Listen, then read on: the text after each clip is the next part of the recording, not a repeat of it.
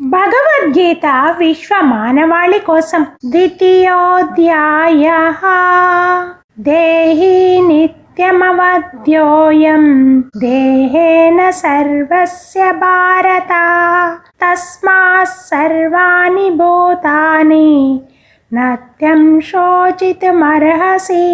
ఓ భారత వంశీయుడా, దేహమును నివసించే దేహి ఎన్నడూ చంపబడడు కనుక ఏ జీవిని గూర్చి నీవు దుఃఖించిన అవసరం లేదు. మార్పు రహితమైన ఆత్మని గూర్చి బోధించు అధ్యాయముని ఇప్పుడు శ్రీకృష్ణ భగవానుడు ముగిస్తుండెను. శాశ్వతమైన ఆత్మను గూర్చి వివిధ రకములుగా వర్ణిస్తూ ఆత్మ నిత్యమైనదని, దేహము తాత్కాలికమైనదని శ్రీకృష్ణ భగవానుడు నిర్ధారించెను.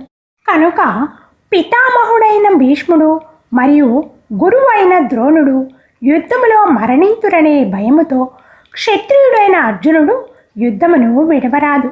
శ్రీకృష్ణుని ప్రామాణికతపై ఆధారపడి దేహమును భిన్నముగా ఆత్మ గలదని ప్రతి ఒక్కరూ విశ్వాసించుచుండెను.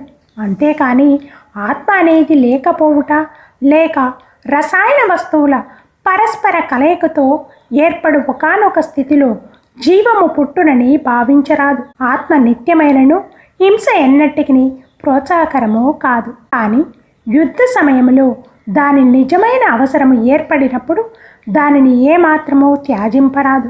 అట్టి అవసరము యథేచ్ఛగా కాకుండా భగవంతుని ఆదేశమును అనుసరించియే సమర్థించవలను. వందే కృష్ణం జగద్గురు.